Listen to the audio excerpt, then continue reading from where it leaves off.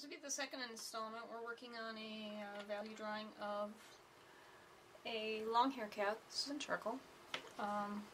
We've started the first half. We've gone through effectively the left eye, the left ear, and the left half side of the face. We're going to move into the right hand side of the face, into the nose, the muzzle. Okay, we're going to start with the 4B soft, and we're going to go in with the pupil on the other side. Right here.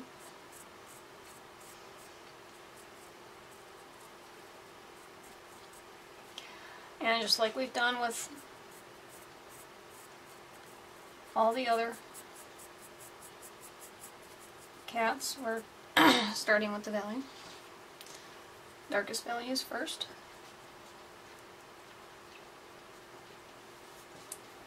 And most prominent, so we're putting in the eye and the pupil. Working out, we're going to push it back by creating the eyelid. Just like that. Okay. And then down around here to create the lower lid and the edge of the eye.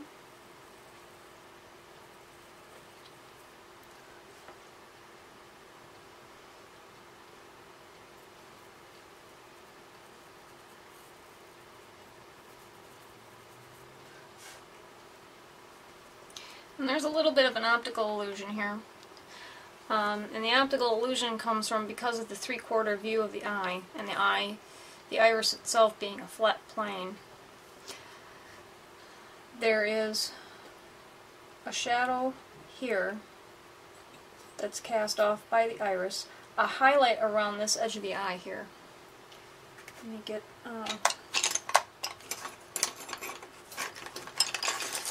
my little pointer scraper tool here. Right in this area of the iris, at the edge of the iris on the outermost part of the eye, the light from this direction is catching this outside iris.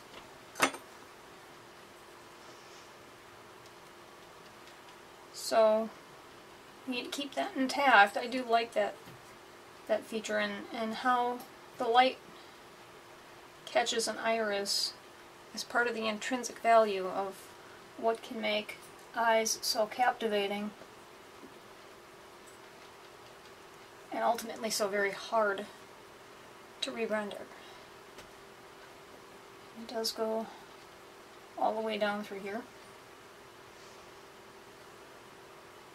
And unlike here where we have a glint in this eye, there is no glint on this eye. I'm going to go back in.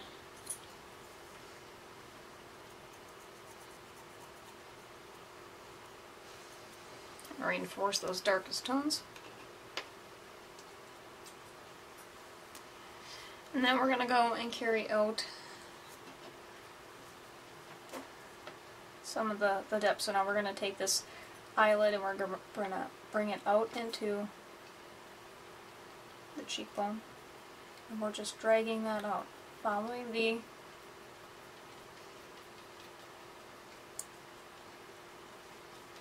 pattern of the fur. So the fur grows away from the eye, and it goes down and back. So first we need to go down away from the eye, and then we need to move back.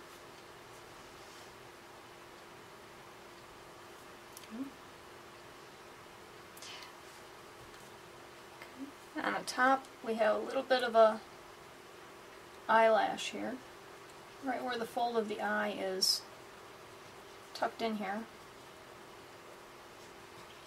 And again, you can use your blending stump for applying very tiny, slight amounts of pigment for more definite contrast. Go in with, we're switching between the HB hard, the 4B soft, and an actual carbon pencil. So this one is the carbon pencil. This is the hardest of the 3 pencils I'm using. It will give me the lightest of the 3 pigments, but will also give me the hardest edge.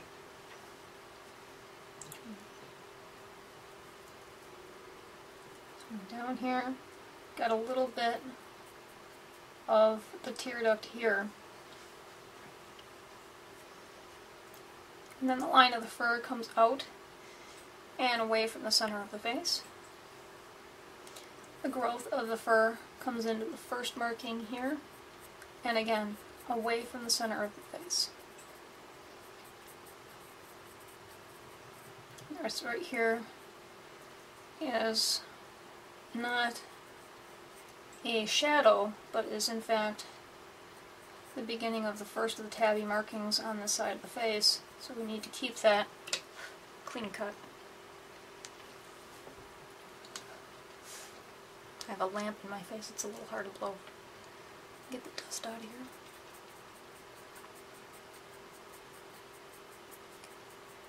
And just as we said before, we can go through and create little checks and keep your pencil strokes in the direction of the fur. That's really important because whether intentional or unintentional, that's going to follow your light and shadow. There's a little bit of darkness here, which would be the effective, this is the mirror side to this marking right here. I have a few pictures of this cat so I can say that this is symmetrical in the way this cat's marked.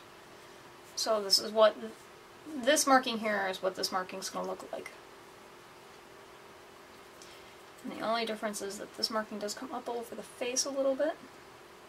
It's slightly different. And it's just a little bit darker than the other one. Other than that, this mark here is very similar.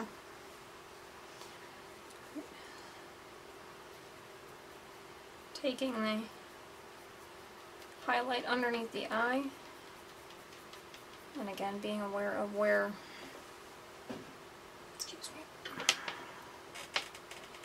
I'll bring this a whole rake forward just a touch. For some reason I have picked up a blind. Alright. So this whole directionality of the fur goes from here to here. And we're starting to move again away from the center of the face. So a real dark tabby marking here, which comes up around the eye.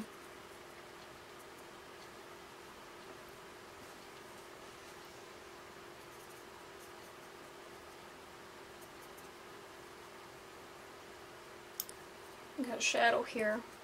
This is a combination of a shadow and a marking. And we don't want to go real heavy on this. We do want to make a note of it for later. And the reason we're not going real heavy on it is because we still have to establish the eyebrow whiskers that are coming up off this face. They're going to come off to about, I can't really do that, can I?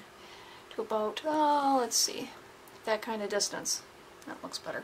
Now you can see it.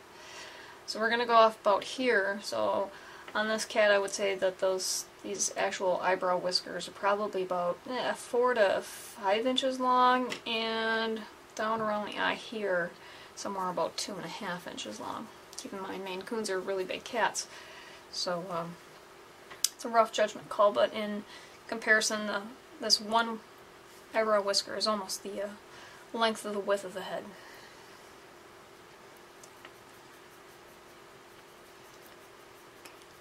Establishing the shadow on this marking here, comes down around the face. It comes straight down. And we start to establish the mirror marking to this one right here. Okay, so we've got this marking here that comes down, and we're doing the mirror marking over here.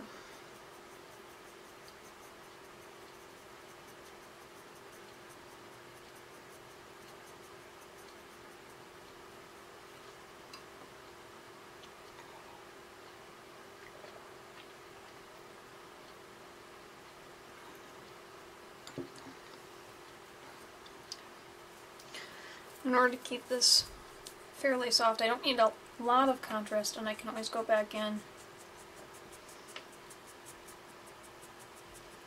bring some up. The reason I'm coming in with my blending stump rather than laying down straight color like I did here is because I may choose to later lighten it. This is a lot of tiny area right here.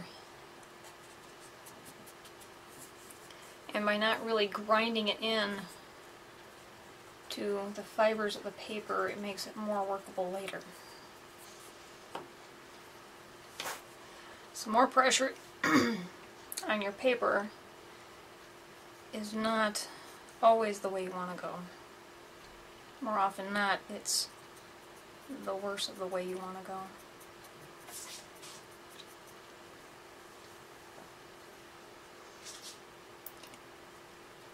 So I've got this real definite line here, but this area here looks still very flat. So in order to get some contour here, even though we have this definite marking, we're going to bring this toward it just a little bit. We're not losing the definite marking here, rather than creating some shadow. And because it's such a small area, and we're talking the size of my finger compared to that marking, and I have some really small hands, you know, very tight space that we're working with. I'm going with the kneaded eraser and just bring out some highlights so you keep the directionality of the fur intact. Same thing over here. This is one of the reasons why you really want to keep your pencils very sharp. In fact, some people say I've developed a little bit of an OCD about the sharpness of my pencils. I actually have trouble writing when using pencils when they're not, how has it been put, deadly sharp.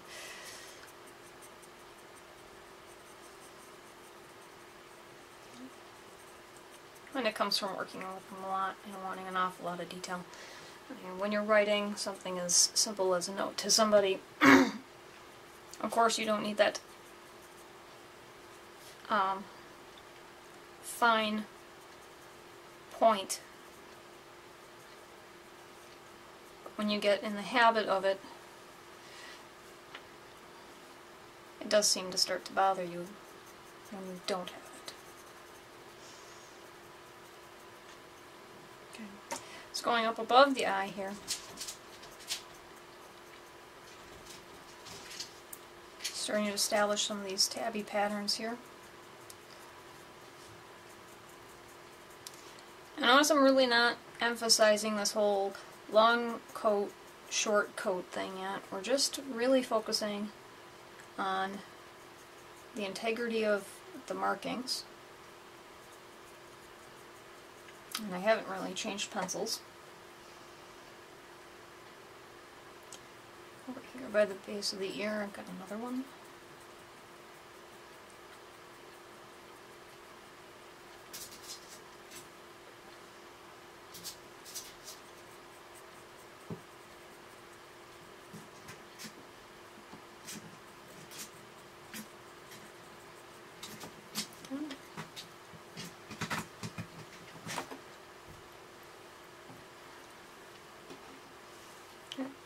Bring some tonal value down here. Because this is really rather soft, fine fur. It is starting to pick up some length.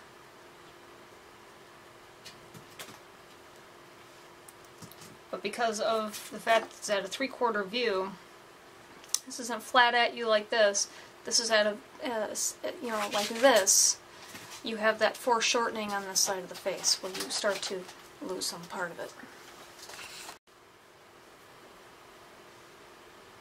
Okay, so we'll use the blending stump to just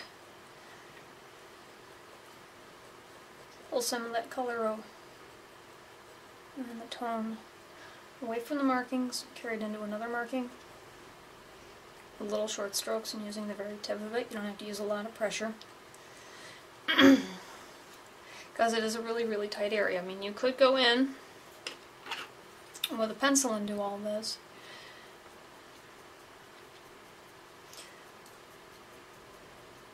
But remember, the more contrast you have in an area, the more your eye is going to be drawn to it. So we don't necessarily want to saturate with this with a lot of contrast.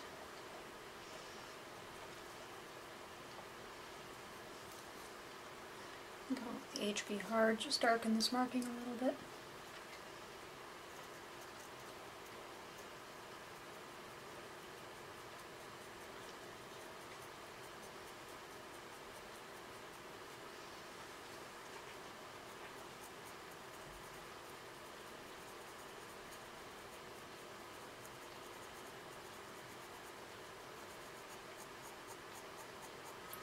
And using this dark fold here, where you have the edge of the skull, and it's going to come back into part of the ruff that comes back around behind the ear. So we're going to use this area here as a launching point for strokes that are going to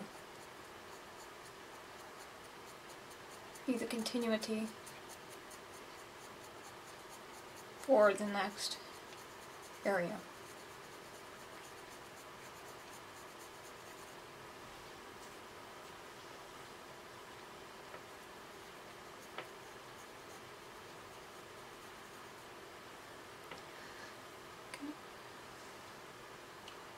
So I have my notes here for more markings, staying with the HB.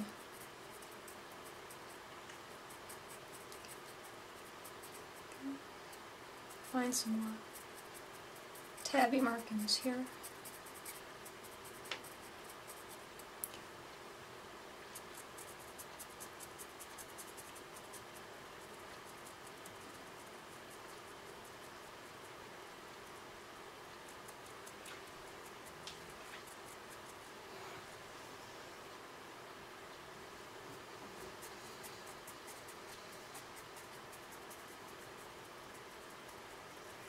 And techniques that you use in drawing animals can be used in other areas. Getting a real disciplined technique for drawing grass and drawing fur is almost related in the techniques that you use, in the way that you understand where you need to bring out highlights and to create depth and different textures. Just as there may be in a field full of grass a bare spot, so can a pet have a bald spot in its fur that may be normal or abnormal, a thinning of the fur, a shortening of the fur. So the same theories and techniques would apply between painting grasses and executing fur. There would be a different application of color, but the general technique is the same. And switching between the HB and the 4B soft.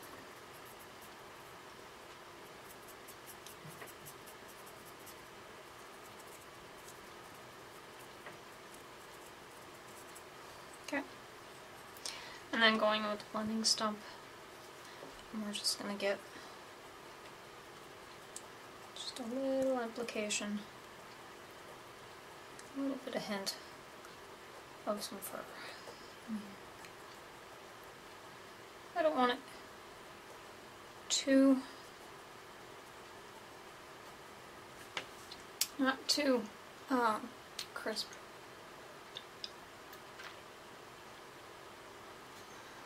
And keep it rather soft.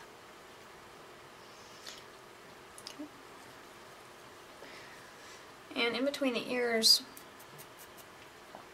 these individual markings come in together into almost a solid mass of markings.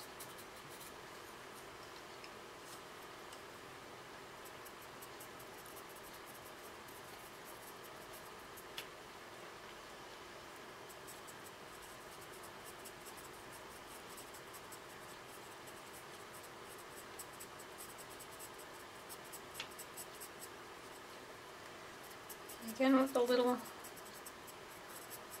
check mark stroke.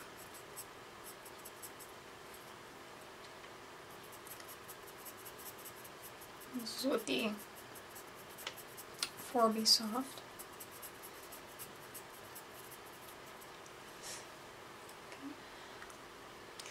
I'm going on with the larger blending stump. Kind of tonally bring them all together. Okay.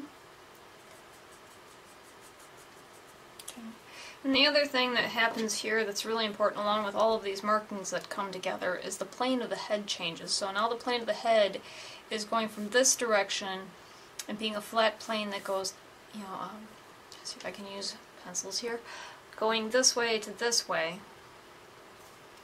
And it changes, and the skull changes to this direction, so it goes back away from the viewer. So of course the lighting changes, and the directionality of the fur changes, and if you don't keep an eye as to how the pattern of the fur changes and keep that distinction, it's going to be very hard for your viewer to be able to find it as a realistic 3D rendering.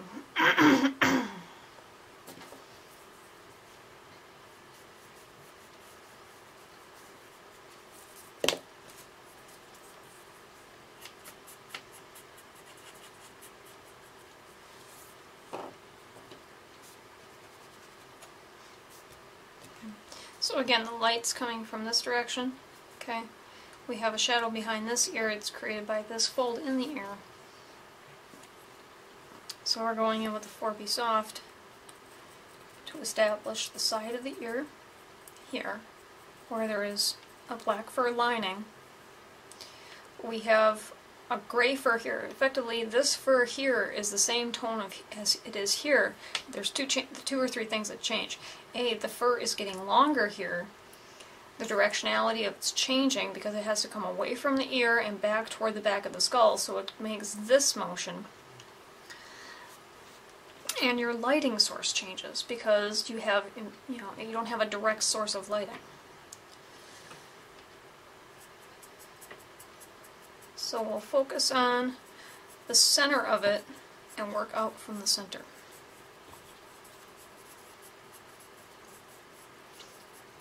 So establish a few hairs that create a visual pattern so that eye has something to follow.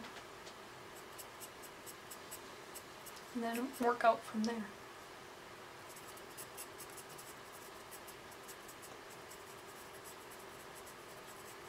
Okay. In this case, I'm going to go back and forth between HB and the 4B.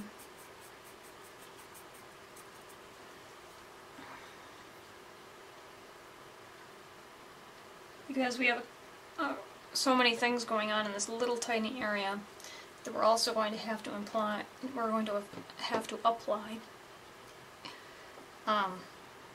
the kneaded eraser. So we're carrying this plane of fur, which is the one that comes from the corner of the ear down and around, and then it creates a highlight here. But the highlight as a whole shape is created by a whole bunch of hairs that are coming away from the ear.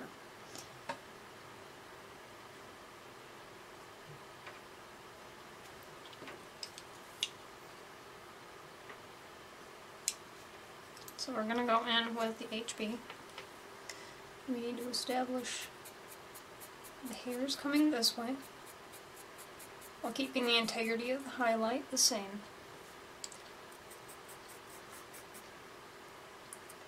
This marking becomes rather significant because then you have hairs that are in this area that help to change the directionality of the fur. Back in with the 4B, and we're just going to darken this. We're going to push this back some more. Okay.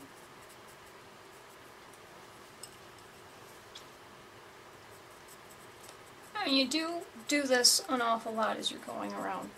You'll find yourself finding little clues that'll help you tell the anatomy of your subject.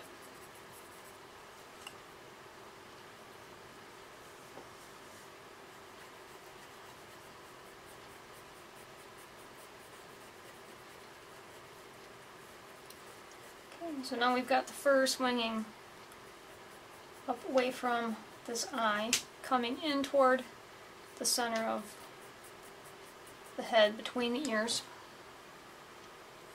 We've established our prominent tabby markings here, and now we have a shadow behind the head. Now if you're rendering this with no background, this is the point where as an artist you have to make a judgment call of how you're going to define where this head ends and where your background begins. Many artists will choose to use a modeled background so that they don't have, it's rather than a solid background. So let's establish solid background versus modeled background. In a modeled background, you're going to have blotches of color and highlight. They're going to be soft, but it's not going to be a solid color. It may or may not be a gradient on a value where it either is highlighted in the center and is dark toward the outside, like a vignette, or it may be a reverse vignette where it's dark on the inside and light on the outside. But the finite thing is, and the defining term of this is, you don't have one solid bland color. In a solid bland color, you may have an animal that you're rendering in color that does not need the assistance of a modeled background, where in and of itself the characteristics of the animal or of your subject can stand out against a single colored background. Because you start to lose the definition of the back of the head here, and it's because of the lighting, and it's because of the shot. Right about here in the shot, in the picture, you actually can't tell where the head starts, the shadow begins, and if it continues to plane backwards into the neck, or if in fact this is nothing but shadow. You can tell that there is this area here where there's perhaps some of the ruff. You have some longer hair that comes off the ear, and it does stand out from the picture. So right now you have to decide how is the most aesthetic way of rendering this, and it can be a really difficult decision. What I like to do is put a shadow behind white areas on a background and put light areas behind dark foregrounds in order to get them to stand out effectively. You're using your contrast in order to define your edges.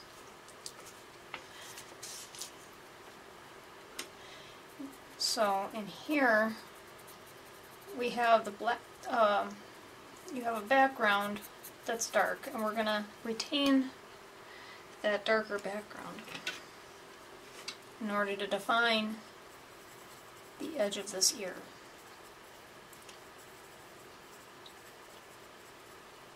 I am not going to retain this background back here because I am afraid that you will start to lose the cat. And you could use that to your advantage. I mean, if you really want this cat to appear as though it's coming out of nothing, you can use that to your advantage. So that would help you to choose your backgrounds. If you want to use a solid background, if you want to use a gradient background where you have a slow change, or if you want to use a modeled background where it's blotchy.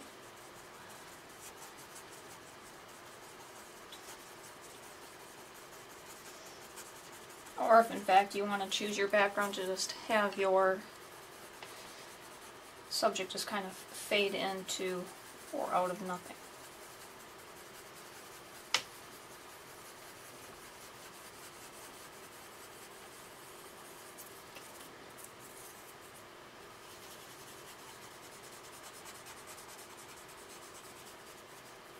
Again, when using your blending stumps, you can use them to apply color.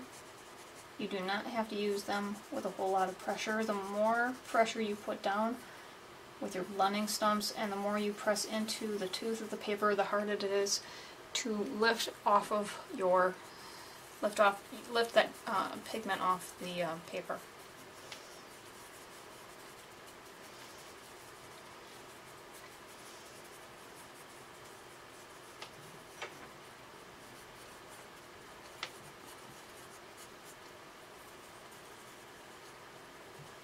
So I have more pigment in some areas than others.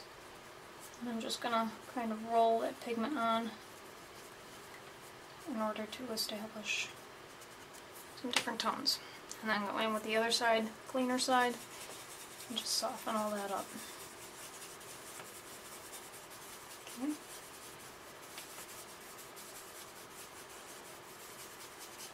Depending on the techniques you use, can create a forested background where this cat could be sitting in some bushes or something.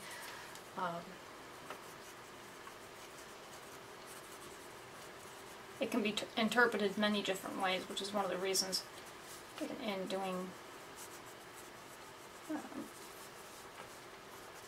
mammals and terrestrial mammals that I will often use a very mottled soft background because it gives a lot of interpretation.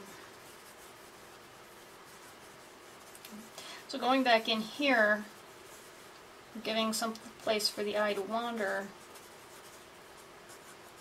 Okay.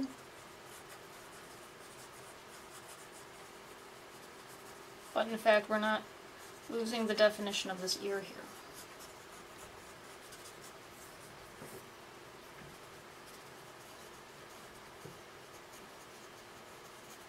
We're going to use that model background.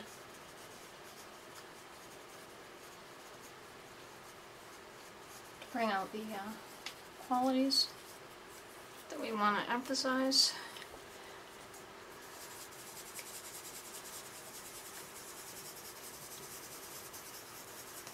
And just soften that up.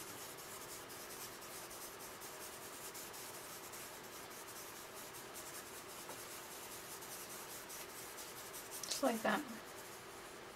Okay. So enough on backgrounds, let's get back to this cat. Okay. So here we have a lighter background and we now have some room to bring this ear forward. So I'm going to go from the HB hard to the soft. Again, more contrast is going to draw your eye to it.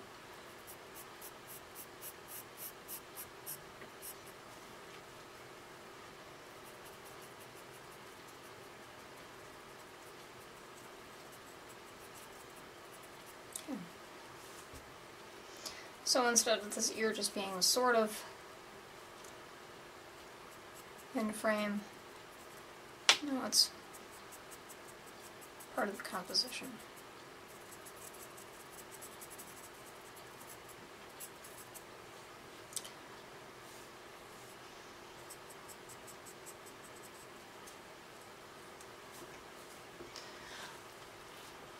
When we get into,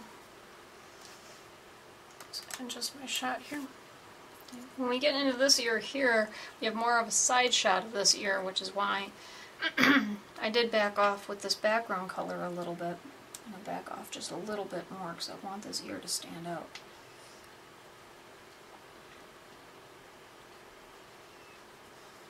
Okay. So the tip of the ear is black. The inside of the ear is white. And the tip of the back of the ear is black.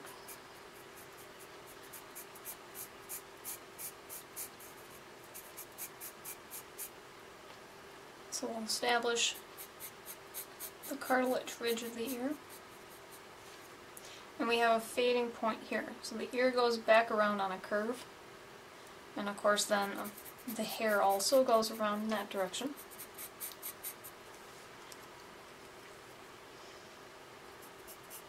Going with the 4B to darken that.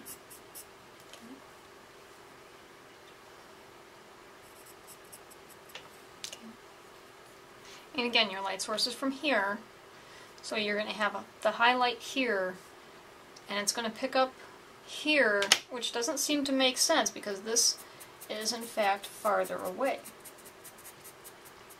So it seems kind of contradictory.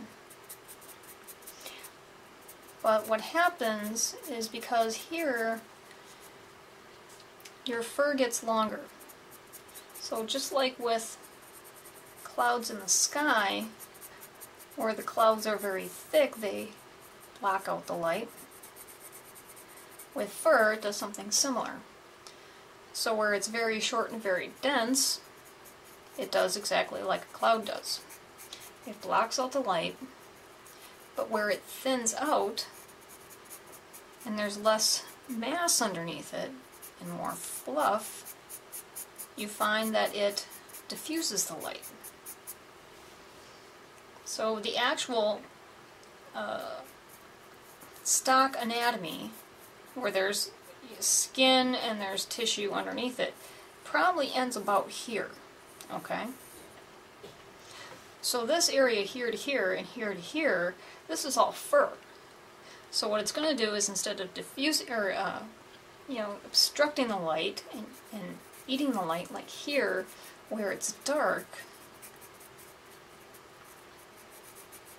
And this is one of the things that can be very difficult to judge. The cameras don't always pick it up very well, and in this case it did not really. And a photographer will tell you this is where they use hair lights. So we have the hair that gets longer here. I want to be in there with the 4B soft. Okay, so here you have a nice established hard dense surface. The hair is going to reflect it. The hair is going to reflect the light, but it's not diffusing it yet. Okay, so you run out of tissue. Okay, so we have established the ear. Okay. And now this gets from the long hair cat, or the short hair cats to the long hair cats. Right about here, you're going to have just a really minor line. Really, really minor. You're barely even going to be able to perceive it. And then the hair is going to turn, and it's going to pull away from the back of the ear. Okay. It may go straight in line with the ear, which is what it looks like. In this case it does. It stays with the line that the ear creates, which is why it can be a very minor line. But what's important to note is that we go from it being something dense that absorbs the light and something that diffuses the light. It catches it and it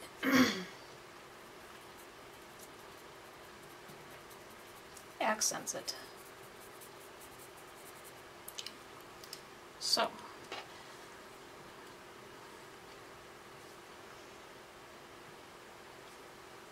how do you make something that looks like it's going from one to the other? How do you do that? First we're going to go in with our blending stump. And we're going to establish the concrete of the ear. This is all actual soft tissue. Okay. Then we get to the area where we don't have, and we have just fur. So what we're going to do here is just like if you're drawing a cloud where you have a sunburst behind a cloud, you need to establish where the fur is and where your background is. So you can go in with a lot of contrast.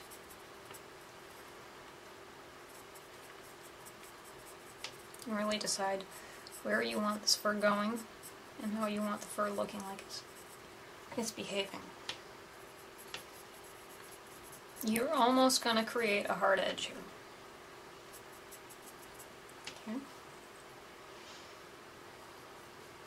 Now, this is a really hard edge, and it doesn't visually look correct. And it doesn't look visually correct because there is no source of light coming from here established by the rest of the art, or the rest of the shot. So we're going to soften that just a bit.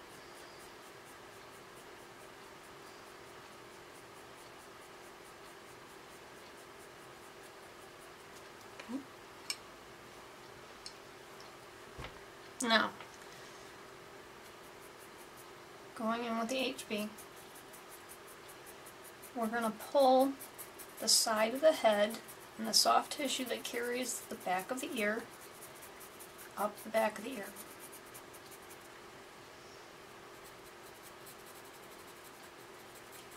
Right now, it's less about creating the texture of the fur and more about establishing anatomy.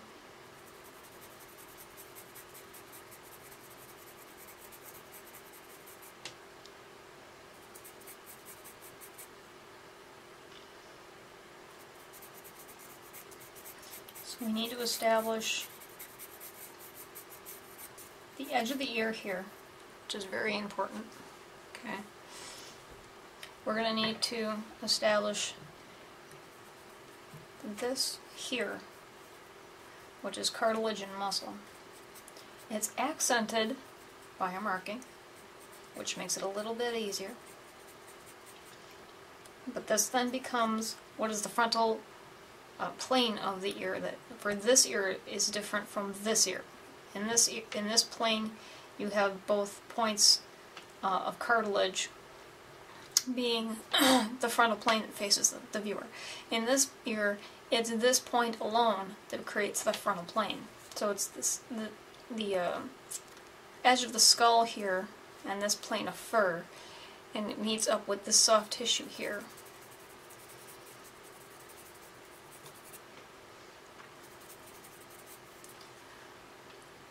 So you do want to have your shadows being consistent and going from one end to the other. Unless you're working with a two-toned cat like a tuxedo, your tonal values and your shading and the directionality of your shading should be consistent and flow from one end to the other. If you just go from a very light value into a dark value and there's nothing visually that takes you from one to the other, it's going to look cut and pasted, it's going to look artificial, and the viewer it's very difficult to interpret the depth there.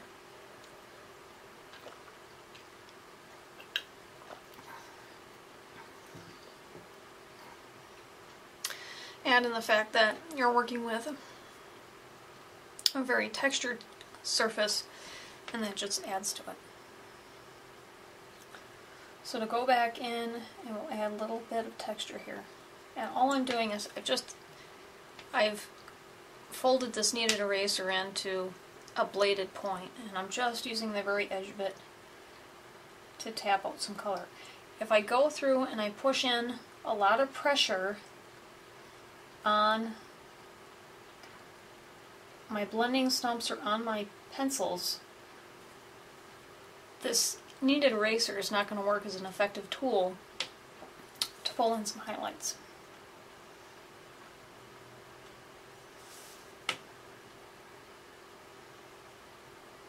So when I say you don't need, and please don't put in a whole lot of pressure on your paper, I'm being very genuine in that. If you use too much pressure and too much pigment, you're going to have an awful time going back through and lifting out your highlights.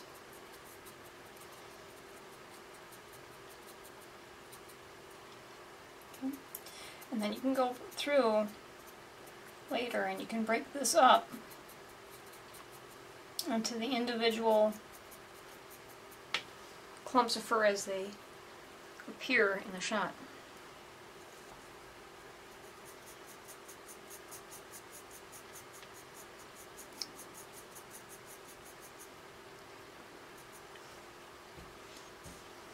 Okay.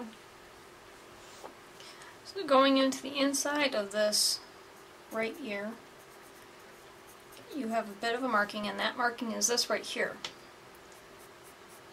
Okay? So you still have this marking, and we just have a different view of it.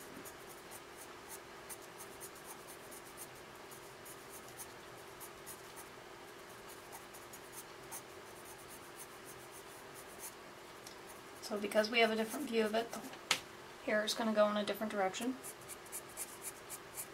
And you have to be aware of where this fur is going, because it's really important when you're establishing correct planes. Okay. We've established the edge of the ear here. And now we can establish this down here, which is the outer edge of the ear. Okay. Because the inside of the ear is a very light tone. We're very close to this tone. In fact, this ear is going to be darker than this ear because this ear is catching the light. Keep in mind where your light's coming from. So this inside cup of the ear is going to catch the light just like it does here. So how we're going to establish the outside and the edge of the ear is actually, again, with our background.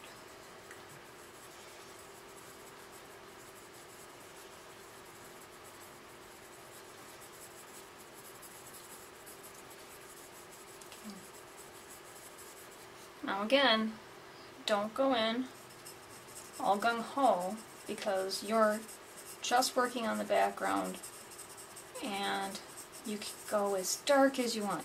You can. You really can. But bear in mind there's other things that affect your background that still tell the story of your subject. So your background is as important as whatever you're trying to render. If it becomes too distracting, it hurts you rather than helps you. Okay. So we're laying in a background tone to establish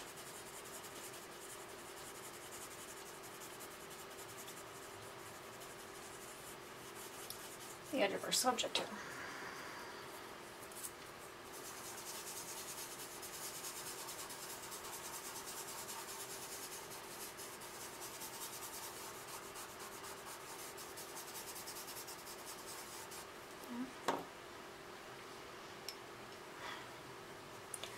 I kind of like that mottled effect here. Just going to kind of carry it out. I am getting a little dangerous in the fact that I'm going to go kind of dark here. And when I say I'm getting a little dangerous, I may have trouble later taking these tones and lightening them up if I have to take a characteristic of this cat and carry it off into the background.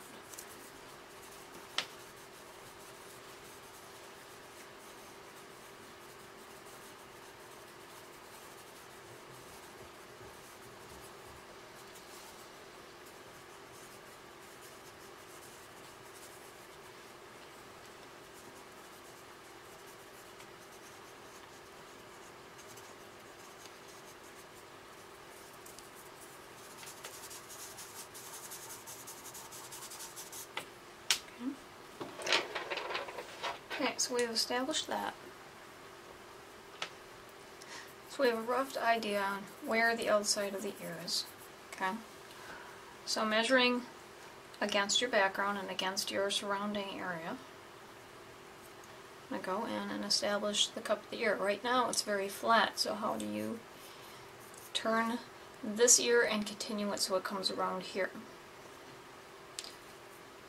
You're going to be very aware of how your shadows play within the ear itself. So your cartilage acts like a wire, almost in like a one of those, like a tension, a tension toy. I'm trying to think of something like a tent. There's the little cat forts that they make that effectively work on tension springs. They have several pet toys like that. They have hampers like that, and they all work off the same premise, is that they use the tension of the fabric and either wire or plastic poling in order to create the structure. So this is going to be very similar. So we're just going to go in and we're going to keep the shadow within the ear, trying to leave the cartilage intact, following the outside here.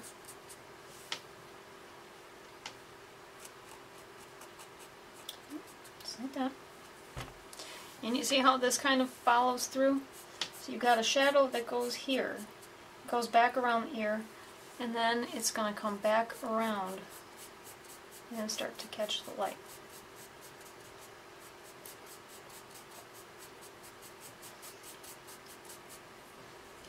And if you're having trouble executing this or following this, because it can take a little bit of doing to understand how how the light catches an ear, and it's not just cats that you can apply this to. If you're drawing horses or dogs or any animal that has a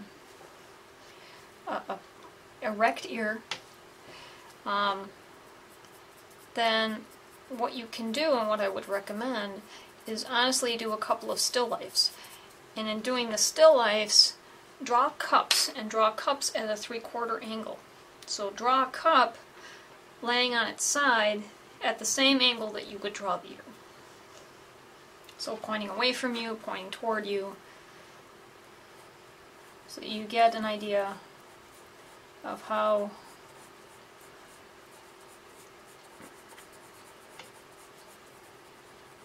to establish the shape of that ear.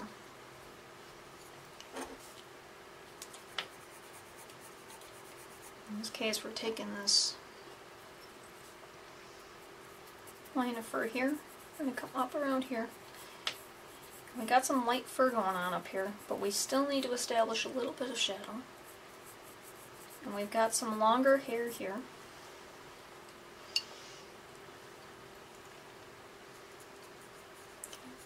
Some deep shadows in here in the tip of the ear, because this is a very acute angle here. It's pretty sharp and it's a narrow field. So by going in and laying down these lines which start to establish the hair growth that comes out of the ear, you can't really see it here because the major plane and the way that the light captured this cat's ear, you basically have the cup of the ear here and the skin of the ear. You don't have a whole lot of emphasis. The hairs are getting blanched out. Here, the hairs are highlighted.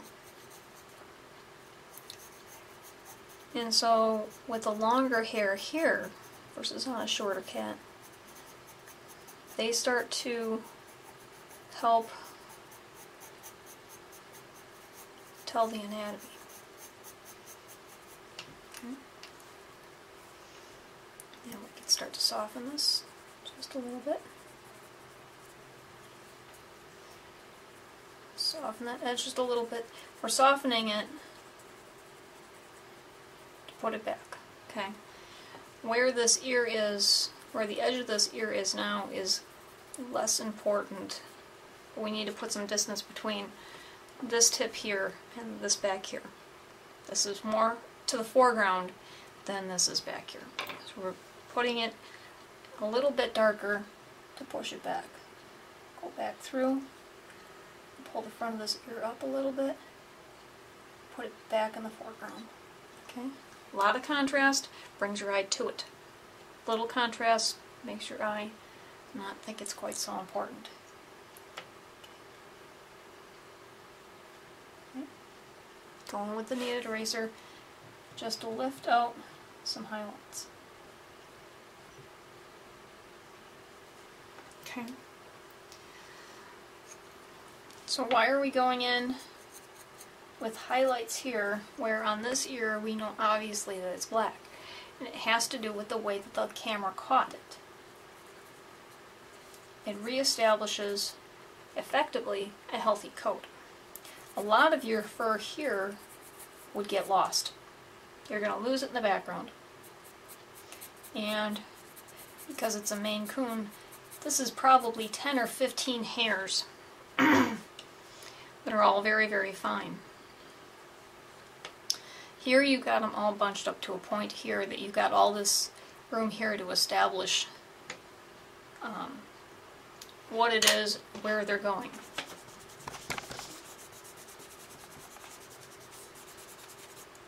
Okay. In this area here, you have, if anything, a third of the area to establish that this hair is going to lift up off of the tip of this ear. Now, could you go in and do it in black? You could. We've already done it in black, and doing it in black is going to push it back. You could effectively go either way. You could do this in black, and this is the effect you're going to have. Okay. You could do it in white and carry the plane of the ear forward and into the front. Okay?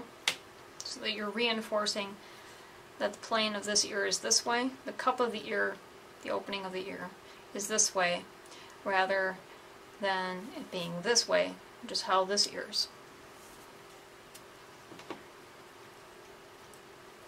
And that goes back to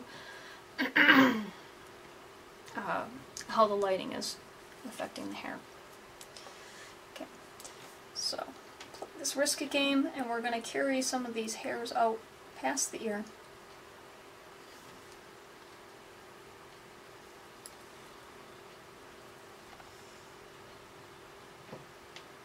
And again, using the kneaded eraser in the same fashion as I would a blade. So I get a very straight edge, and I'm just rocking back and forth. And this is where I say you can easily overdo your background and do more damage than good.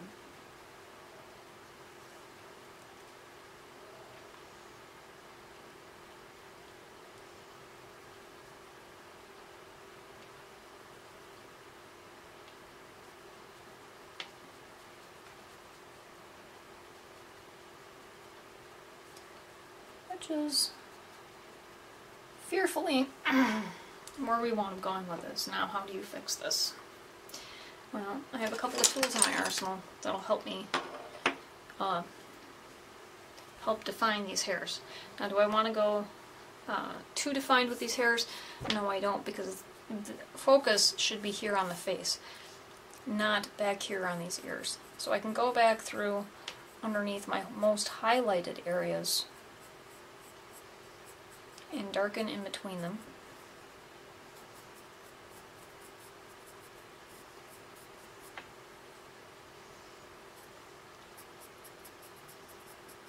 And make them appear lighter than they are.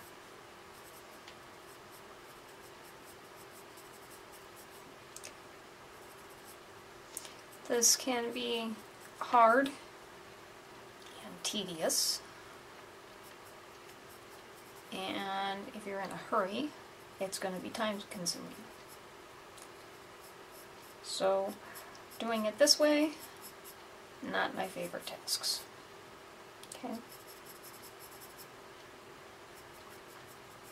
However, in doing it this way, you're doing one thing that is kind of important.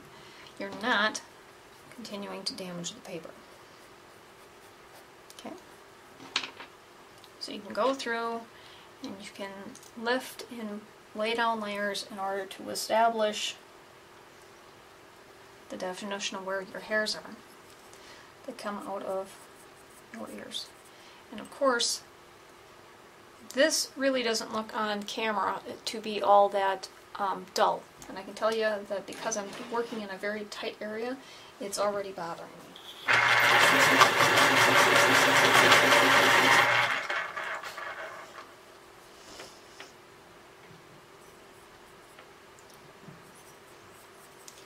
So give your hairs that you're going to choose to carry out from here, give them some shadow, and give them some body.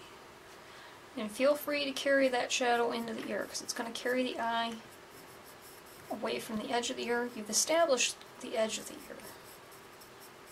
So now what we're going to do is we're going to reinforce effectively what is your midground.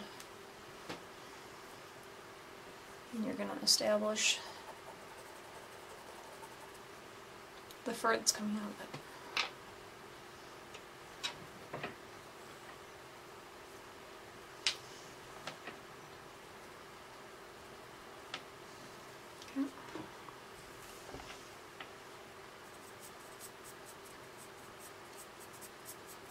Okay. In a clump of hair like this,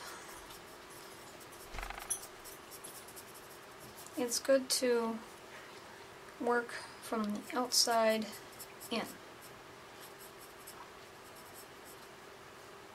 rather than the inside out.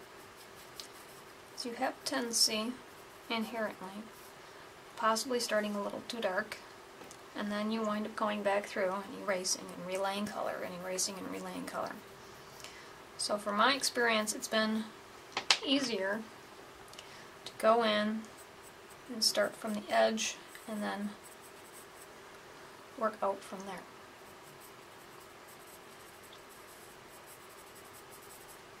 Okay. So now we've created your background, we've established the background, okay? And you can go through and you can harden out that ear and really give it some pop, okay? But we've established where that ear is. We've got some, your background surface, which is the back of that, the back surface of that ear. By using this point here, we're creating that cup in the ear, the tip of the ear. And then we are starting to convey that inner ear tuft, which is typical of long hair cats. Okay. As a whole, because it's soft fur, it's thin fur, it's also going to dilute the light. It's going to diffuse it, and this ear is inherently going to be lighter than this hair because it's catching the light, holding it, and reflecting it back.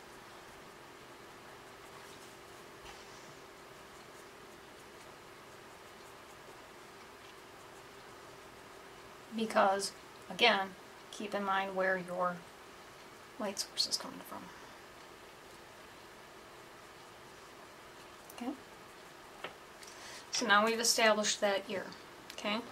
Probably going to leave that alone for a little while, and we'll move down into here where we're getting into some fur. Okay?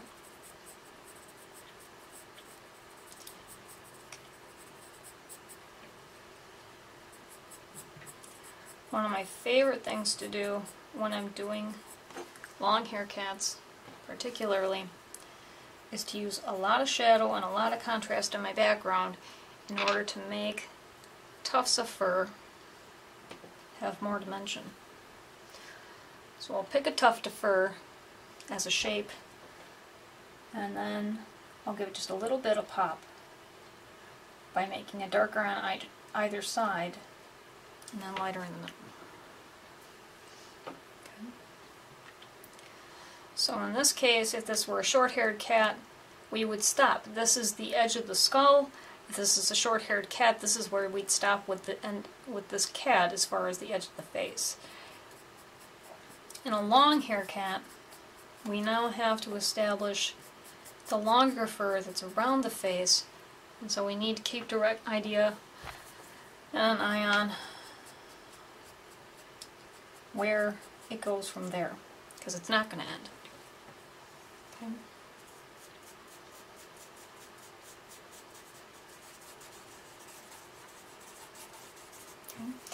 This cat has a white ruff. We've already established this white ruff here. Okay. So we're going to establish the white ruff here in order to make it stand out from the background. More dark background. Yay, more dark background.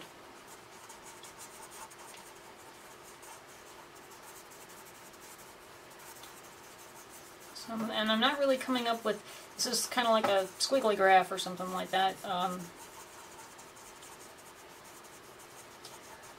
trying to not come up with a pattern to it.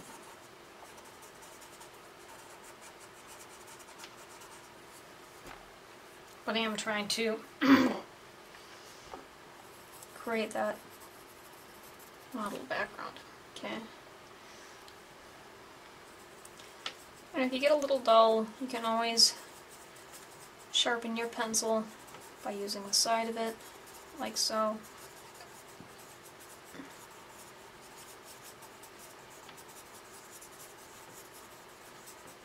In order to keep it sharp. Okay.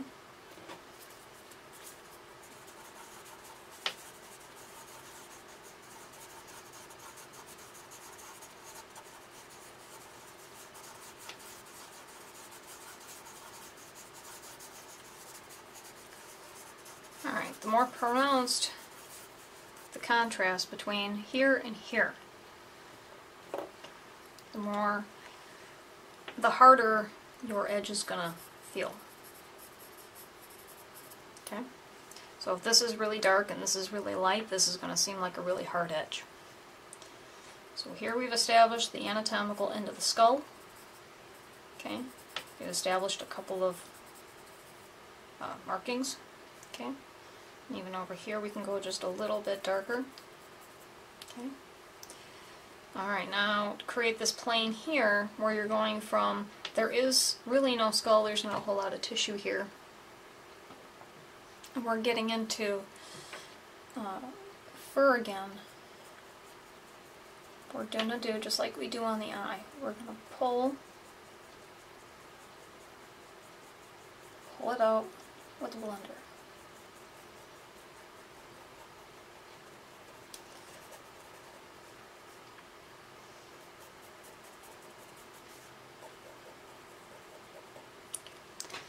Why are we not doing it like this? 2 reasons. It's not hard, first off. By doing lines like this, we're creating, again, a lot of contrast. We don't want a lot of contrast. This is soft fur. It's not going to have, unless it's got markings in it, where it's got a defined stripe. Like, when we get into here, we are coming away from the cheek, and we are getting into the longer fur that's creating a stripe. But again, it's a soft stripe within the fur. We're not giving individual hairs the texture and tone that they would need in order to establish themselves as individuals within the fur. Okay? What we're doing with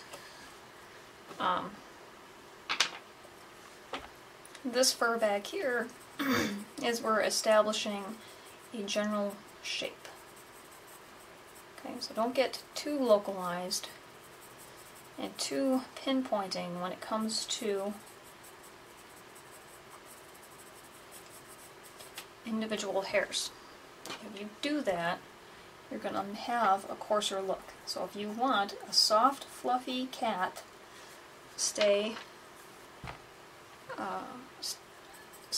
in the direction of, and your thought process of, establishing it as a shape and not individual hairs. Okay, so we're establishing a line, and that becomes the edge of the fur. Okay, so now we've married this edge to this edge with this contour of shape. Okay, now in fact, the fur coats back away from the perspective of the viewer. Okay, so now if I leave it like that, it appears to come out and almost either stay straight or come toward the viewer, or to be catching the light.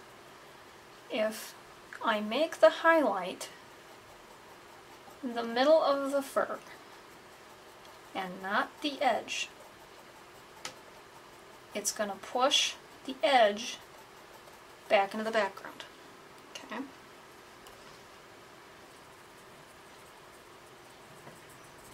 Okay.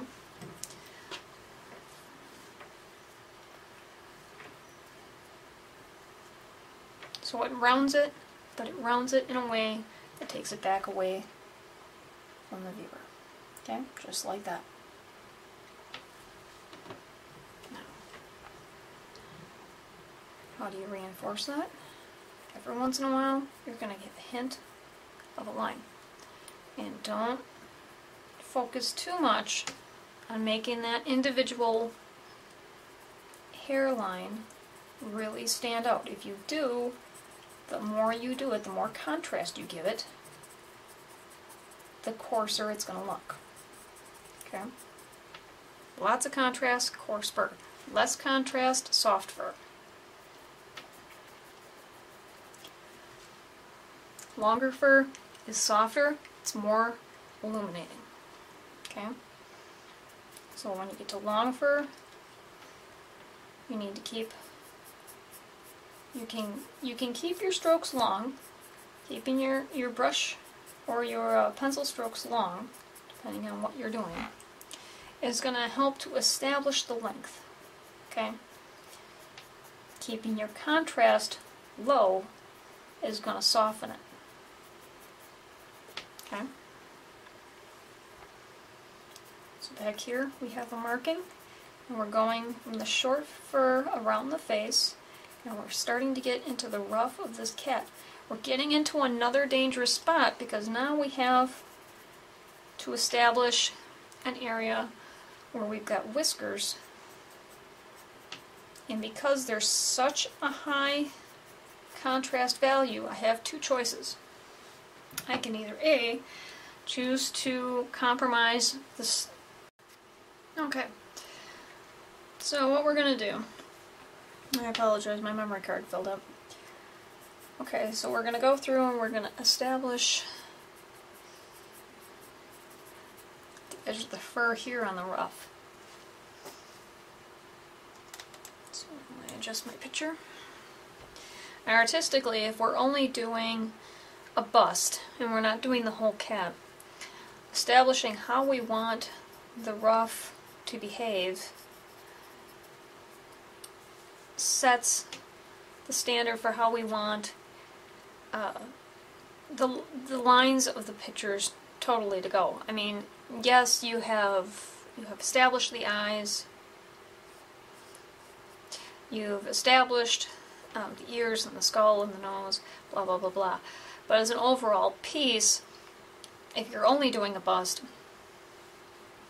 how you treat the ruff as part of your subject and how you establish the edges of it help to define the intrinsic value of the piece. I mean, if it's soft, if it's hard, if it's wild, but the general shape that it makes. Okay. So we'll go in, and the overall tone of my background is going to get a lot darker because this ruff is all white.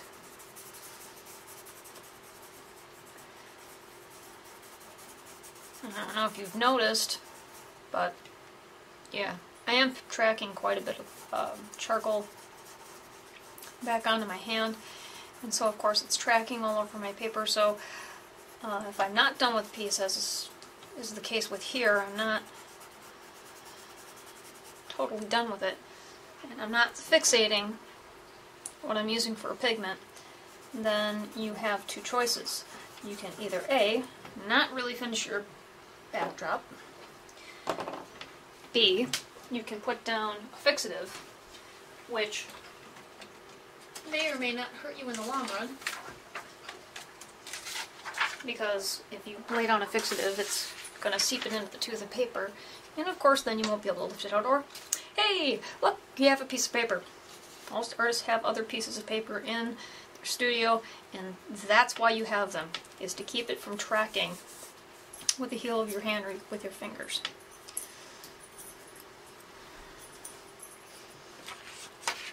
Okay. So as I was saying, the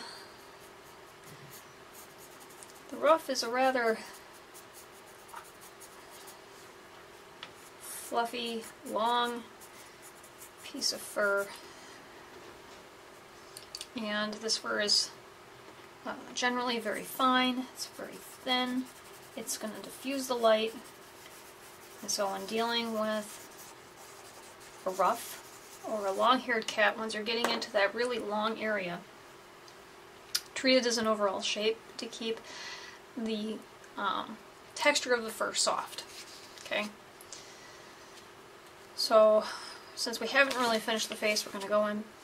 We're going to, which be hard, make sure I got the right pencil here. Find the nose, nostril here. And because of the 3/4 view, we don't have a good shot of the nostril, so we're just going to define the edge of the nose here. Okay. The markings on this cat do come all the way down into the muzzle here. Now, anatomically, the muzzle comes down around here. Okay? So here, we can establish a dark edge. Switch from the HB to the 4. Okay? Because we're going to put some distance between the muzzle and the darkness of that ruff. Okay? We're going to go in with the blending stump, light edge, and we're going to pull it out. Okay? When you do this, be aware of where the whiskers are, because we still have to establish the whiskers. And if you don't bear in mind where your whiskers are, you're going to be fighting them later.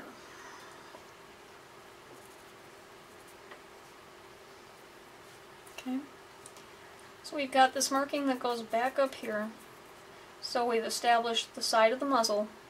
We're establishing, and we've got to now pull the cheekbone down into the muzzle.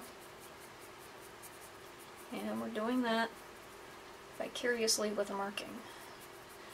The muzzle area it's asymmetrical, so on this side comes down and kind of touches the nose a little bit. Okay, so we've got some soft, fluffy fur.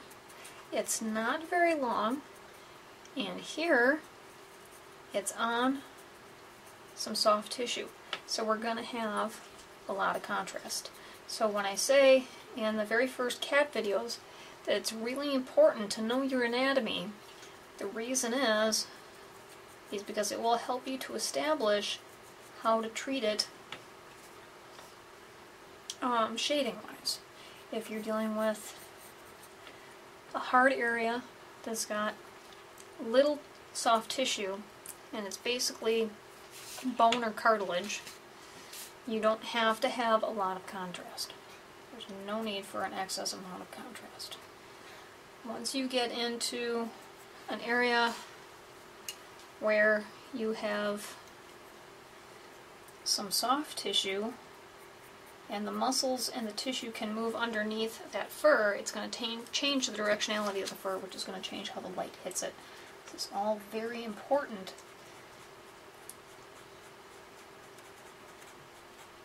when it comes to being able to problem solve how you're going to render these cats.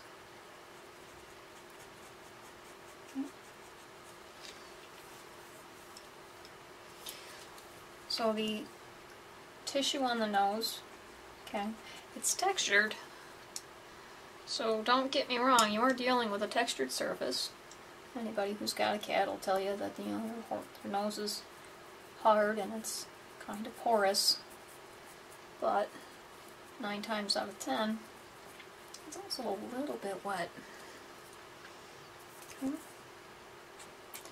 But we're not going to spend too much time on it. What we need to establish with the nose is that it has a pigment different from the fur. The fur is white. We don't want the nose to be white.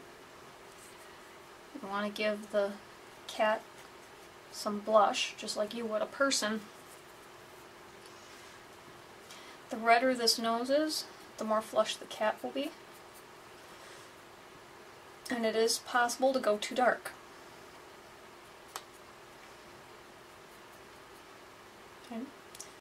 Okay, so small slight change here. Okay, and right here, I'm sorry I can't get a tighter shot of this. What we need to establish is the edge of the nostril. Okay, so we need to go in with that HB hard or the charcoal. Okay, we need to establish the edge of the nose as it comes up and around. Okay, don't have to go real dark in there, because some of these planes are actually very shallow. Your darkest value is going to be in the apex where you go up into the nostril. Okay, and then you're going to have a piece of tissue that comes down from the inside of the nostril. Okay, and it's going to come straight down, and it's going to come up here. Okay. So what it's going to do is your nose is going to do this, okay, and then this piece here is going to come down here like this. This right here is your established lowest value, okay. So that's right there what we're doing, and then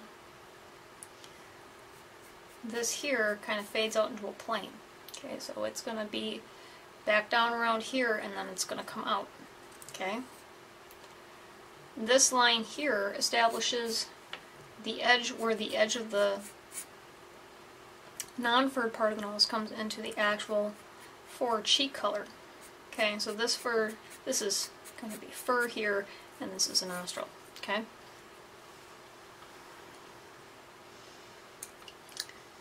And this piece I've gone a little bit too hard trying to emphasize that. Lighten that up just a touch.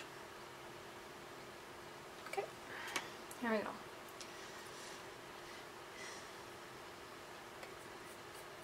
My OCD is kicking in.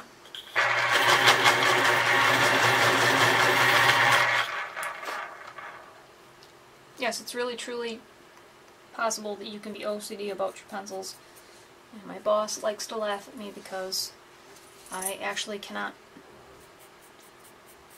write normal letters with a pencil that's not, as my coworkers like to say, deadly sharp. Alright.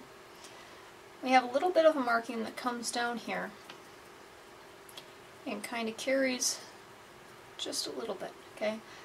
So you could almost dot this in, because really this fur here, there's two big things here. It's on a hard surface, and the fur is very, very short. So what you don't need is a lot of contrast. You just need to establish a pattern. Okay. Now what we don't have is that this plane of the nose looks really, really god-awfully flat. Okay. So we're gonna push this off the side. Your highest point on your nose is going to be the center. So if you follow up the line of the center of the nose, a cat's nose is always split up the middle. Go straight up to the center of the nose and then go straight between the ears, or straight between the eyes. So go from tear duct to tear duct, go straight in the middle, and then follow that point to the top point of the nose, And this is going to be the highest plane in the nose, and it's not going to have a lot of soft tissue or a lot of contrast, unless something drastic happened to this your subject.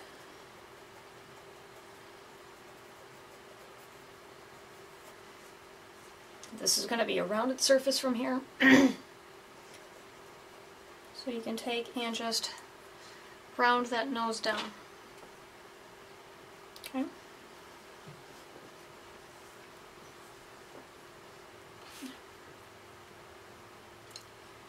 Going in with the HB, we're going to create the lip, and here we have a gap. Okay, so a cat's lip splits. On a white cat, this is covered mostly by fur, so we do want to establish that split, but we don't want to overemphasize it.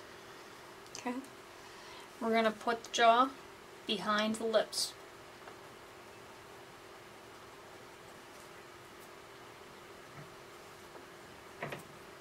Okay.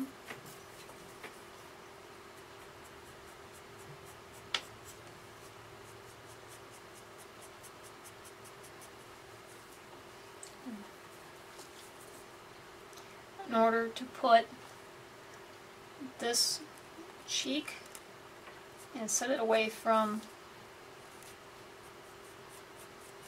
the ruff below it, we need to have a line. We need to establish a line. Now, why are we doing a shadow on what is effectively the foreground rather than the background? Good question. The reason you're doing a shadow on the foreground and not the background is because your light's coming from here. Okay? You've got this plane highlighted and this plane's in shadow. This plane is also curved, and it's curving away from you. So it's eating up with foreshadowing. Okay? If we make this all white, it's on the same level, it's on the same plano value as this cheek right here, and it's not. Keep in mind of where your cat's facing. You're at a 3/4 value this way and this way. So this cat, we have foreshadowing here, and we have a dual curved plane. So it not only curves away from you toward the cat's eye and toward the cat's cheek, it's also curving down away from you toward the jaw. The fur, however, is on the same plane as this cheek, so it's all in highlight. So that's why we're shadowing the lip and not the ruff. There are points where you will do something else, and you will shadow the ruff in place of the cheek, and then you will shadow possibly both. In this case, we're totally shadowing this ruff, and we're only really going to highlight it in places where, because of the soft tissue that's here, you're going to highlight it in places where, because of the nature of the soft tissue and the whiskers that are here, you have that same plano value. So you're going to highlight where soft tissue creates a fluctuating plane. Okay, so you have the indent here where the root of the whiskers come. You have an indent here where the root of these whiskers come. Okay. There are a lot of planes within this one side of the face where it gets broken down to. But the key point is if you have a part of a plane that may be facing away, but for some reason, even at small points, turns back up and is at a highlighting plane. So it goes from this plane to this plane, and it catches the light. That's where you create your highlight.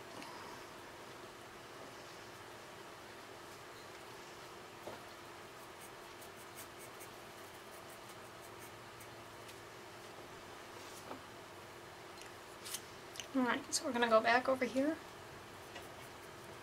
Going in with the HB again. Okay.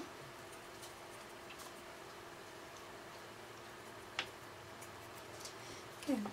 So we do want a dark shadow here underneath the nose so that we create the gap between the upper jaw and the lower jaw. This cat's a white cat, so we're not going to go too dark. If you go too dark, you're going to inadvertently indicate a tonality so that, in fact, instead of the viewer reading this as a white cat with a shadow, the viewer may read this as a white cat with black markings or brown markings. So it's very easy to overstate the shadow here. And again, don't go in too dark. If you go in too dark, you may have trouble lifting it out later. Okay? In order to keep this soft, shadow it in the area. Okay? We have a soft tissue here. You can do individual shading on each individual hair, but if you do that, you will make the fur look more coarse. So more contrast is coarser fur. That's how that's going to translate visually.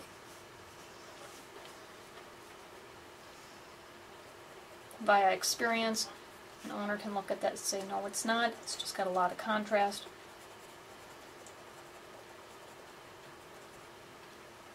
But overall, you can get the wrong interpretation. This cat I do like as a subject, as a teaching subject, because not only is it a nice 3/4 view, which is difficult for most people to interpret, but it has both white bases to its whiskers and black bases. In this case, right up here, I have a black base to a whisker. So what it is that the whisker itself, where the follicle is, is raised off of the plane of the lip. So if you're plain, if this is the shape of your, there's a regular drawing pencil. If this is the plane of the lip, and your whisker lines go like this, okay? For each place where a whisker is, there's a circle. This is the base of the follicle. And a whisker is thick at the base and comes out, okay? So it's going to taper a lot, okay?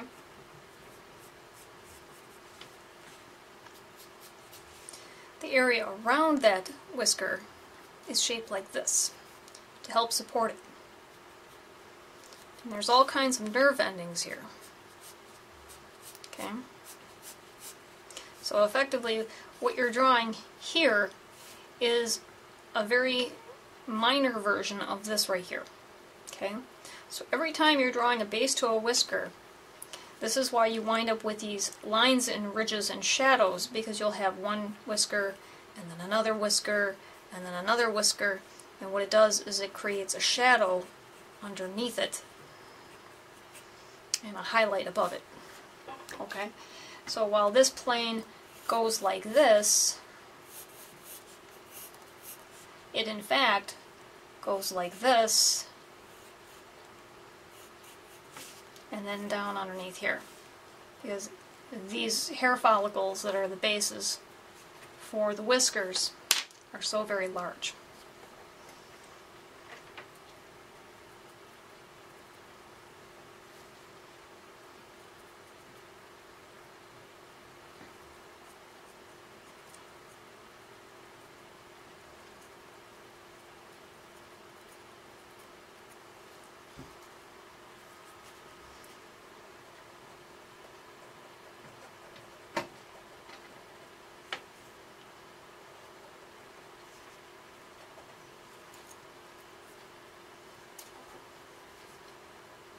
So I'm going to keep with the semicircle pattern And the more toward the front that the hair follicle is, of course, more of the circle that you're going to see, because it's more dead on toward you. And the basis for these hair follicles are really rather, they're big on the face, they're minute in the picture. So in scale to the picture, most of these hair follicles are rather minute. I picked this cat as a subject because these hair follicles here are primarily in a transition between a white coat and more tabby markings.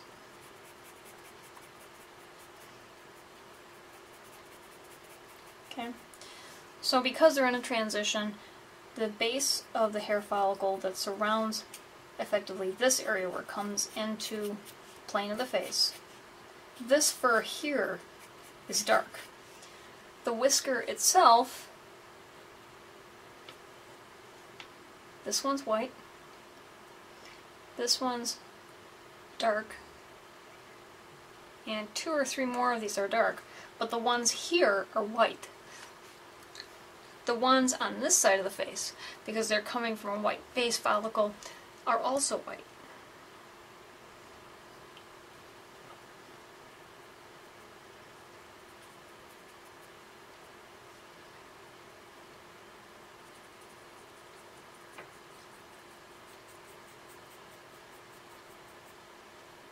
So as much as I would like to say I'm putting cute little Raggedy Ann markings on this cat,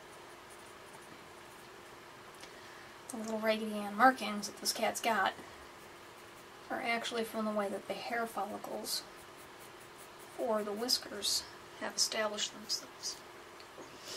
Okay. And I am going to kind of soften that up because I don't want them to take too much away from the rest of this. And when you get too detailed, it's easy to get wrapped up in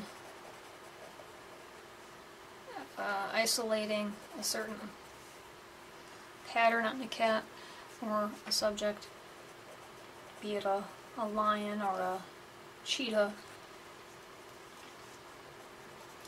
And if you get too wrapped up into that one area, it can detract from the whole of the piece. So every once in a while, yeah, if you've seen the speed tutorials where I'm going through and I'm rendering a whole subject, there's a lot of spots where I stop and I just sit and stare at it for a couple seconds. And that's what I'm doing, is I'm making a judgment call on the whole of the piece. As a whole of the piece is the area that I've just adding, detracting, or is it balanced to the rest of the piece. Okay. So now once we get past here, this is the last of the main fur line for the lip. Okay, so we're back to here. Okay, and now you're getting past where the lip is going to come down around, and we're going to come back here. There's another line here that comes back up into the eye. Okay, but the muscle and tissue that establishes the whiskers ends here. Okay.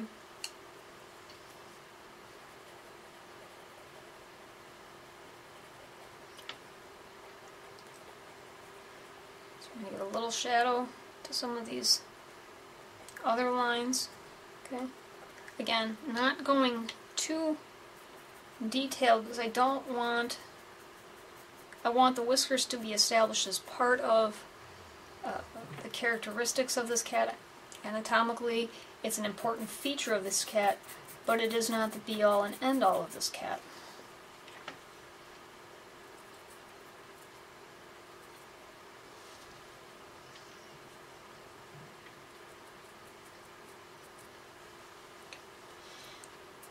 And with anything, you can always start it carry on to another feature and then come back to it.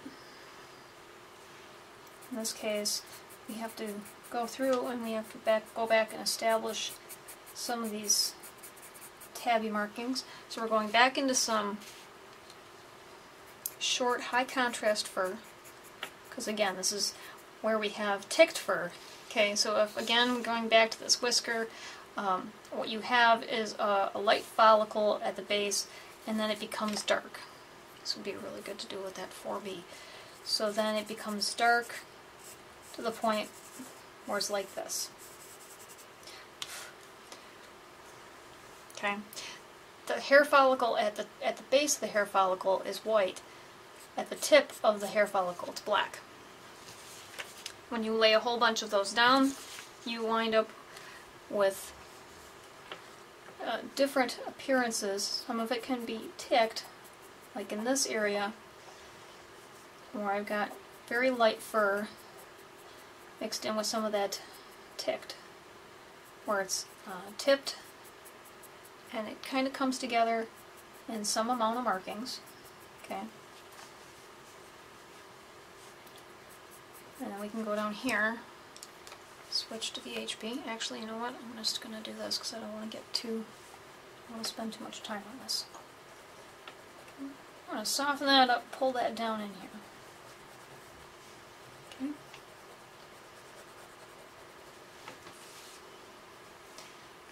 Now, unlike some other tabbies that have rather harsh lines defining their markings versus their white areas, this cat has a lot of blending that goes on and some very soft markings, or it kind of fades into white, or it fades into a marking.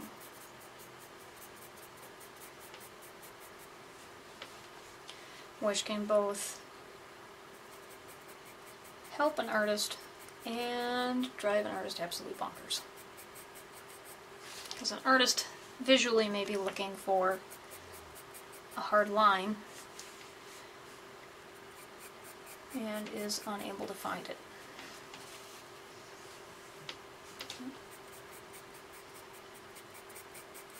Got another marking here. This is a fairly hard marking, and we're getting into some longer fur. Okay, so we've got to establish the hard marking. Switch to your 4B soft. Really get the contrast up. Establish that marking. This marking on this area is really very dark. The bottom of this marking even picks up a little bit more. And go through, establish that a little bit more harder. Okay. And as we get back into here, again it fades out. We're getting into some longer fur. This marking here lifts up.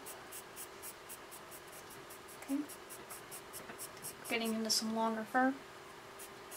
Dark at the base, lift up. Okay. Because we're getting into longer fur, the contrast goes down and we start to treat this as a general shape. Lower the contrast. Keep your high contrast and your focus toward the face. Again, softer fur, lower the contrast, treat it as a general shape.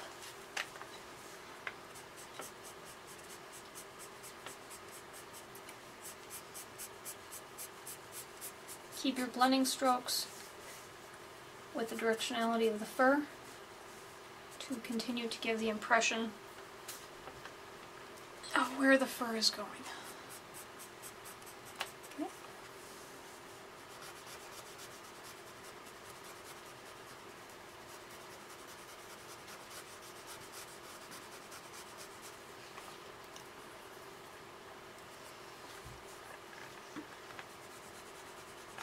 You can go closer to the point for more narrow blending, and more toward the base for wider blending. Okay. That's as silly as it sounds. That's the beauty of doing blending with a big blending stump like that. So you can use the whole thing and use it to your advantage. Okay, so going with this jaw, okay, again, keep in mind where your lighting is. So we have a curved edge going into a flat plane. The flat plane is highlighted,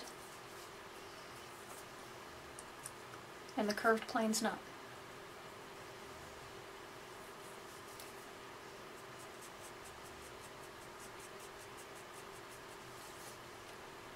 Let's go back here.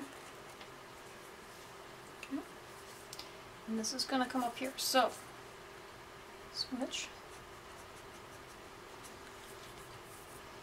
Okay. And now this.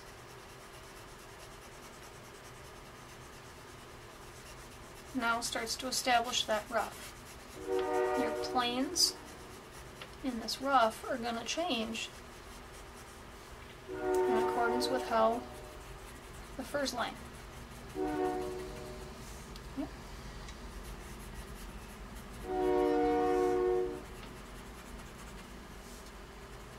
Okay. So here we have scoop from underneath the neck, and we can give it just a little bit of shadow.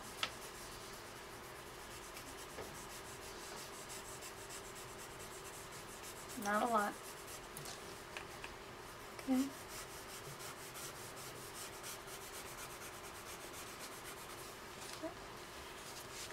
I don't know that I would really want to go in with a pencil, because again, this is all very light, soft, fluffy fur. That's all very, it's capturing the light and diffusing it rather than creating hard edges.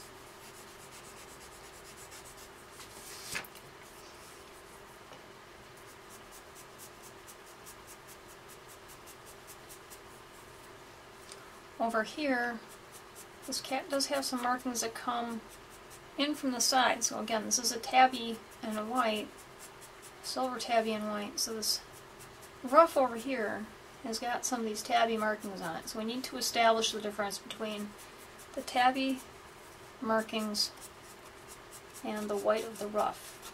And the easiest way to do that is just to bring some shadow in and being aware of the shapes that the ruff creates. Okay.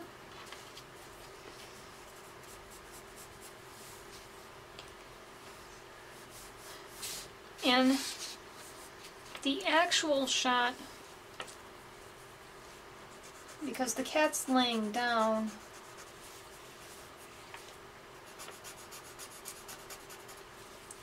a lot of these hairs that are longer hairs go off in directions in accordance to how the cat's laying. Because we're only doing a bust shot, we're going to compose this cat in such a way that it becomes self-contained. So instead of this cat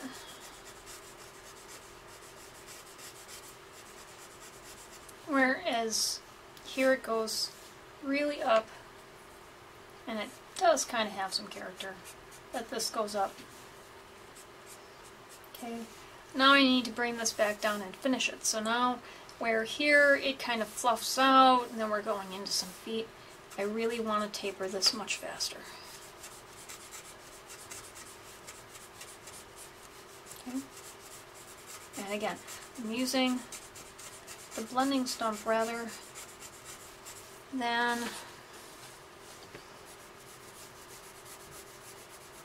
a pencil, because it's a soft, long fur and it diffuses the light. So we've got soft highlights and soft shadows.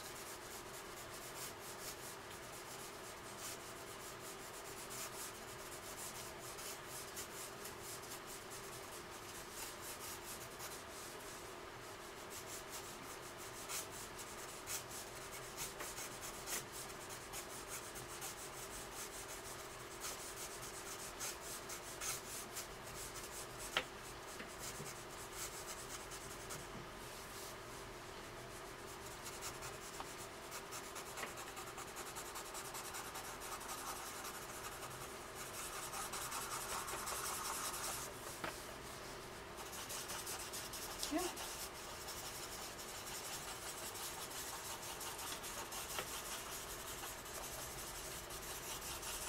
Yes, there's an awful lot of color on my blending stuff.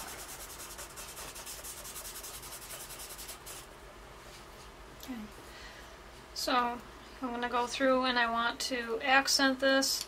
I'm probably going to go in with my 4B Soft because I'm not really concerned so much about detail now. Just going to go through, we're going to pick a couple of spots where we're just going to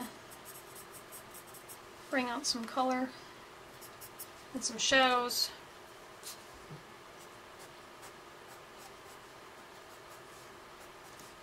Keep the edges intact by pulling it away. Okay.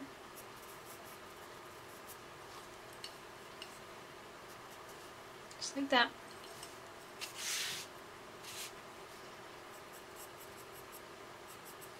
You can do different layers. Okay. In order to fade it out, if you want to pull a highlight up, kind of got this, let's go up here, sorry. Kind of got this area here where we've got a nice shadow.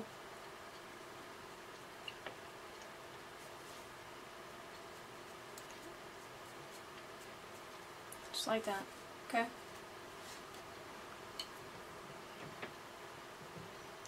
So you can establish different visual cues. Your eye's going to read this as being behind this, but still on that same plane. And then maybe curving back off.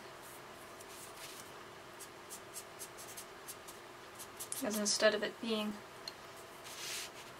a hard line, it creates a soft line. Okay? Okay, so go back with my soft.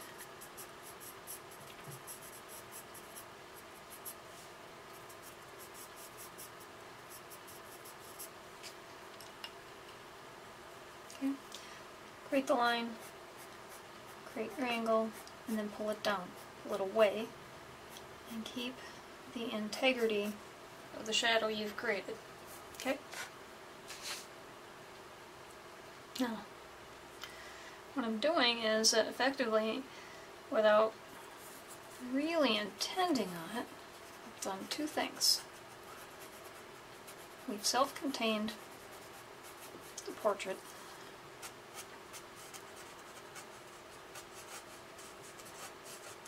By using the ruff of the cat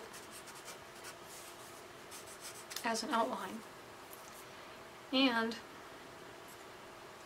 we've also changed the way that your eye interprets the way this cat is sitting. So this cat is actually laying down in what the owner considered to be a very unflattering and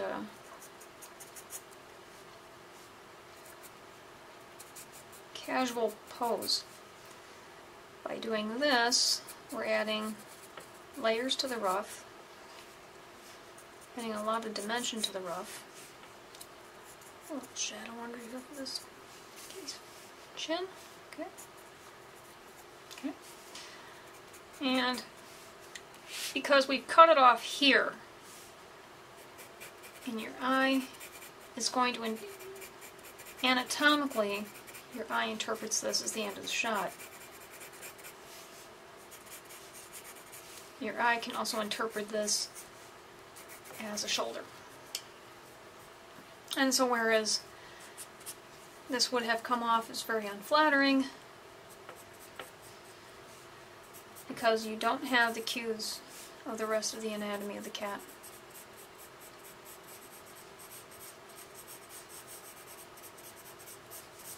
This now goes from unflattering to a bust shot that could be much more flattering.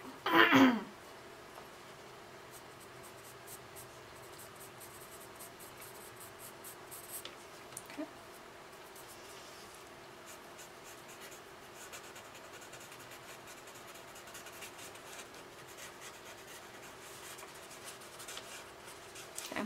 And again, use your background to your advantage, but don't overdo it. Again, this one, I kind of wanted a blotchy background so I can make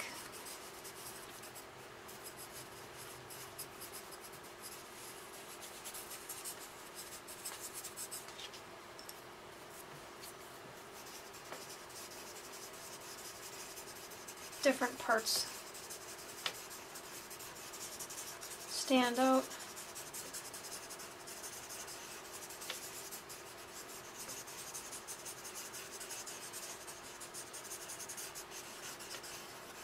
Okay.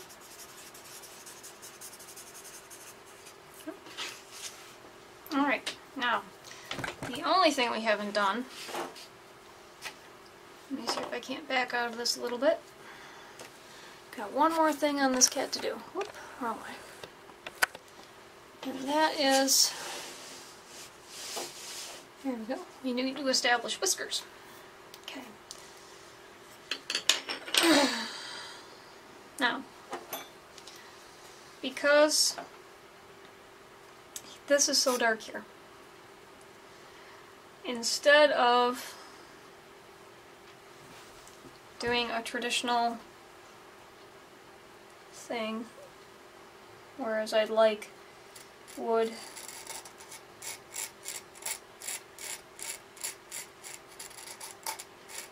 go in with an eraser, we're gonna just go in with an X-Acto knife.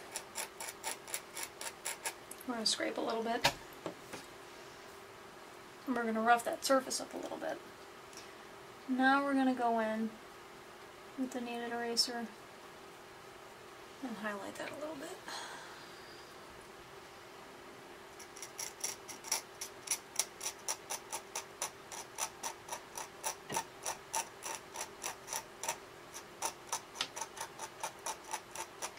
And I'm not gouging into the paper.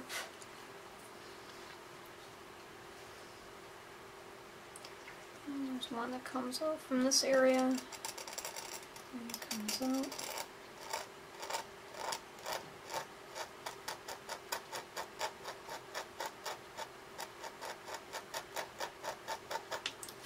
Just like that.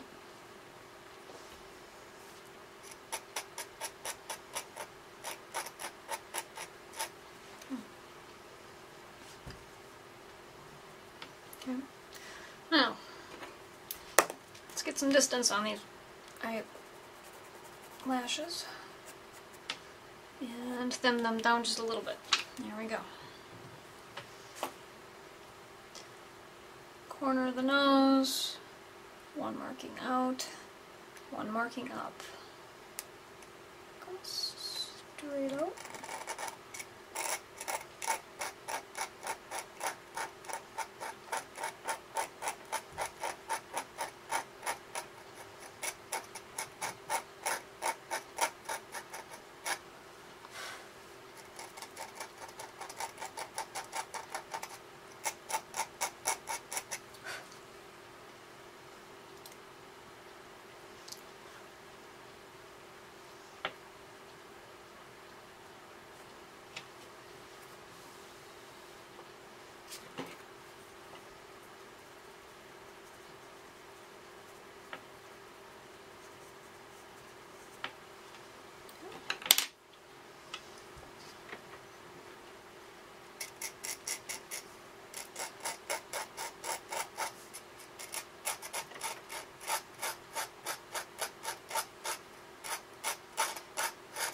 Just scraping off the top layer.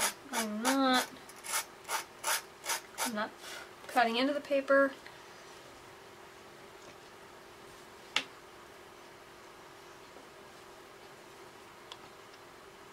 I'm just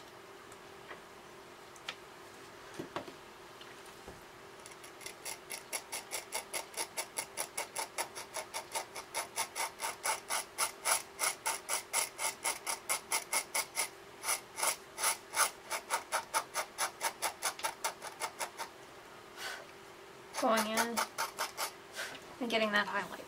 Okay.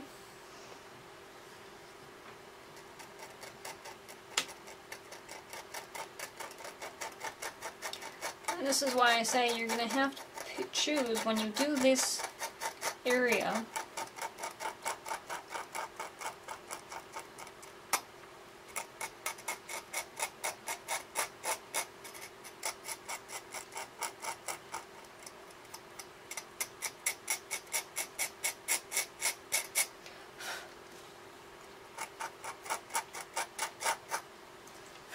You're going to have to choose between preserving your background and preserving your foreground.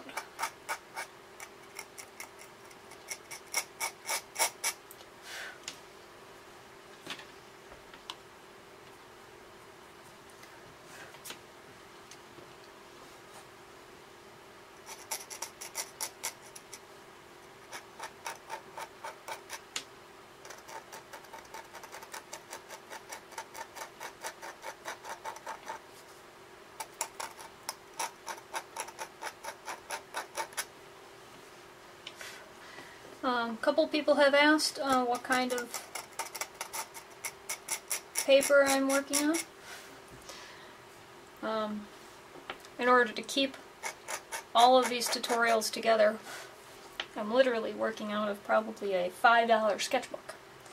So this is not particularly fancy paper, this is not expensive paper.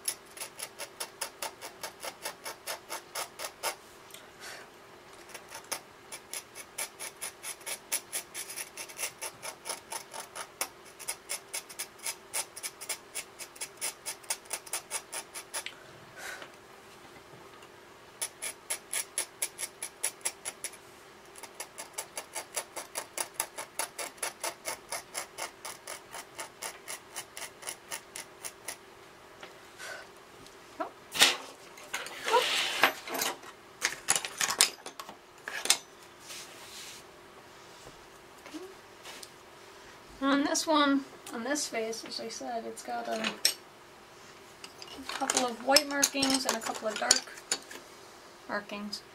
The whisker that comes out of this one is dark.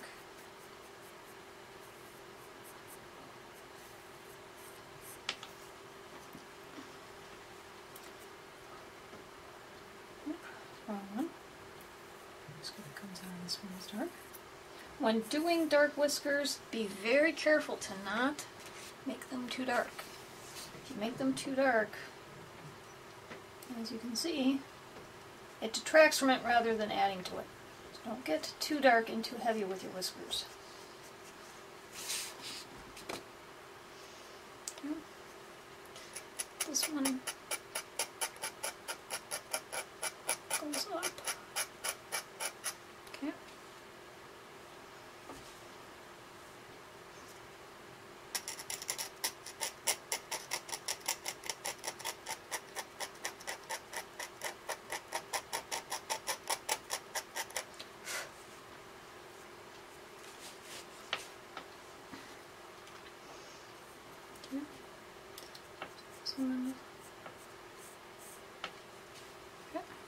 And if you only do part of it, if visually you only see part of your whiskers picking up, that is okay too. I mean, the ones that are really close to the face, like down here, those are really much finer than the ones that are back toward the back of the muzzle.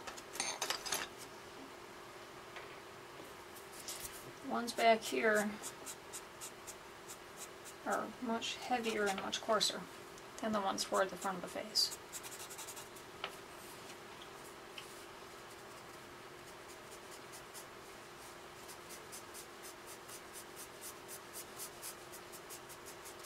Okay. Alright. So on the next installment, unless something should change, we're going to go over Persian types. I do have an installment that I've written that just goes over paws for anatomy. So you can feel free to drop me a line if you'd prefer I do the paws installment over another facial installment. So we can work on some anatomy.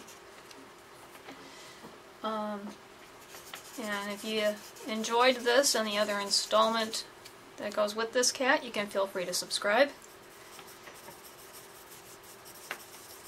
If you want to see whatever I'm working on as far as possible commissions or photography or any other artwork, or if you just want to be up to date on what's going on day to day with me, you can follow me on Facebook.